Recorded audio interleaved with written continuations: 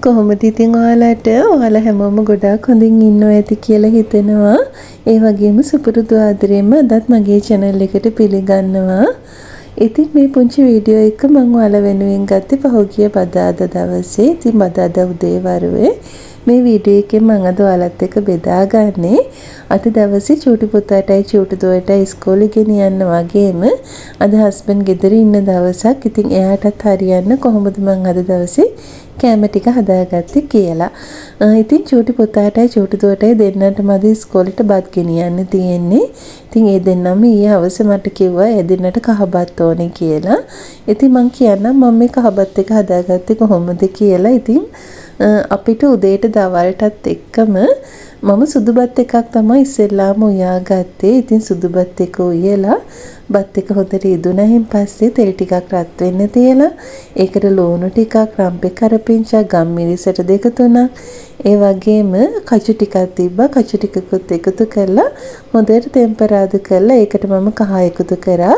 ඒ වගේම බටර් චුට්ටකුත් එකතු කරා. ඊට පස්සේ තමයි බත් එකතු කරලා කහබත් එක හදාගත්තේ. ඉතින් එදෙන්නට ඉස්කෝලේ ගෙනියන්න බෙදපු චිකන් පරිප්පු වගේම සලාඩ් එකකුත් හදාගත්තා.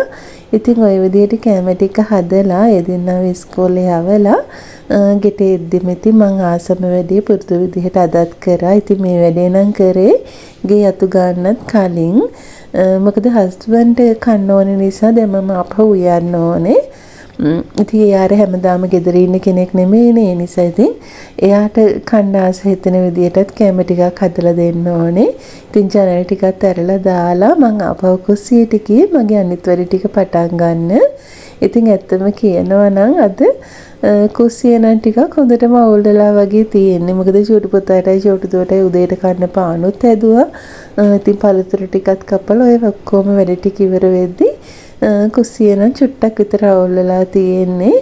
ඉතින් ඒ දෙන්න ඉස්කෝලේ ගෙනියන්න ලෑස්ති කරපු බඩු ටිකත් ඉක්මනින්ම අයින් කරගෙනම මම කුස්සියට ගියා. ඉතින් ඔයාලට පේනවා ඇති කොහොමද කුස්සිය තියෙන්නේ කියලා. ඉතින් ඒ අතරෙම චූටි දුව කිව්වා එයාගේ ඇඟිල්ලක් තුවාල වෙලා කියලා. ඉතින් ඒකටත් බෙහෙත් දාලා ඔය වැඩ ටික ඉවර වෙද්දී ඉතින් කුස්සිය තිබුණේ මේ විදිහට. ඉතින් හැමදේම කරන්න කලින් ඉක්මනටම කුස්සිය අස් කරලා සුද්ධ කරගෙන හිටියා. මොකද කුස්සිය පිළිවෙලක් නැති වුණාම උයන එකත් හරියම ඔලුවට බරක් වෙනවා. ඉතින් ඒ නිසා මම ආසයි පිළිවෙල කුස්සියක උයන්න. ඉතින් උදේ වරුවේ ඒක හරියට කරගන්න බැරි වුණ නිසා මම ඉක්මනට මේ ටික අස් කරලා තමයි අද උයන්න පටන් ගත්තේ. ඔන්න ඉතින් දැන් මම මේ ලෑස්ති දවල්ටත් එක්කම උයා ගන්න. අර උදේ උයපු පරිප්පු චොට්ට තියනවානේ මම ඒ ටික මෙහෙ දැම්මම ෆ්‍රිජ් එකට දාගත්තා. මොකද මට ඒක රැයට පාවිච්චි කරන්න පුළුවන්. මොකද මම අද දවල්ට උයන්නේ දෙල්. ඉතින් බබාලා ලොකුවට දෙල් කන්නේ නැහැ. ඊට වඩා ඉතින් රැයට බබාලා දෙන්නයි මමයි විතරක් ඉන්න නිසා මට නම් දෙල් කන්න පුළුවන්. බබාලා කන එකක් නැති නිසා ඒ ටික මම ෆ්‍රිජ් එකට දාගත්තා. මොකද උයන කිසිම දෙයක් අපි නාස්ති කරන්න හොඳ නැති නිසා. ඒ වගේම මේක මම ටෙම්පරාදු කරලා හැදුවේ. ඒ නිසා මුකුත් වෙන්නේ නැති හින්දා පරිප්පු එක මම ෆ්‍රිජ් එකෙන් තියාගත්තා. ඉතින් කැපුවට දෙල් ගෙඩිය උඩ හරියනම් චූට්ටක් විතර චූටි වෙනසක් තිබුණා. නරක් වෙලත් නෙමෙයි. ඉතින් ඒ කොටස කපලා අයින් කළා තමයි මම දෙල් එක හදාගත්තේ. ඉතින් උයන්න කපා ගන්න කලින්ම වතුර එකක් ඒ වගේම කපා ගන්න අනිත් දේවල් දාගන්න බාස්කට් එකකුත් මම ළඟට ගත්තා. ඉතින් අර උයන වෙලාවට ඇත්තටම මම නම් කැමති ලුණු පොත්තක්වත් බිම වැටෙන්නේ නැති වෙන උයා ගන්න. ඒ නිසා අනිවාර්යෙන් කපන දේවල් මේ විදිහට අයින් කරගන්න භාජනය ළඟට ගන්නවා. ඉතින් දෙල් ටික මේ විදිහට පොඩි කෑලි වලට කපා ගත්තා.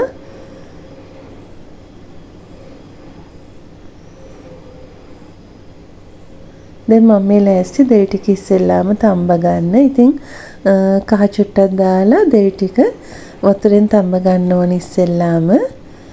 ඉතින් මේ මම දෙල් උයන විදිහ මීට වැඩිය වෙනස් විදිහට උයන කට්ටියත් ඇති. සමහර අය මං අහලා තියෙනවා දිය කිරින් දෙල් එක තම්බනවා කියලා. ඉතින් මට නම් ඒ විදිහ උරු නැහැ. මම වතුරෙන් තම්බලා තමයි ඊට පස්සේ දෙල් එකට කිරි ටික දාගන්නේ. ඉතින් මේ වතුරෙන් තම්බන වෙලාවේ මම මේකට එකතු කරන්නේ කහ කුඩු චුට්ටක් විතරයි. ඉතින් අද හස්බන්ඩ් ගෙදර ඉන්න දවසක් හින්දා මට හිතුණා මේ දෙල් එක දරලිපිය උයා ගන්නවා කියලා. මේ විදිහට කහ චුට්ටකුත් දාලා ඔන්න මම ඒක දරලිපේ තැම්බෙන්න තිබ්බා.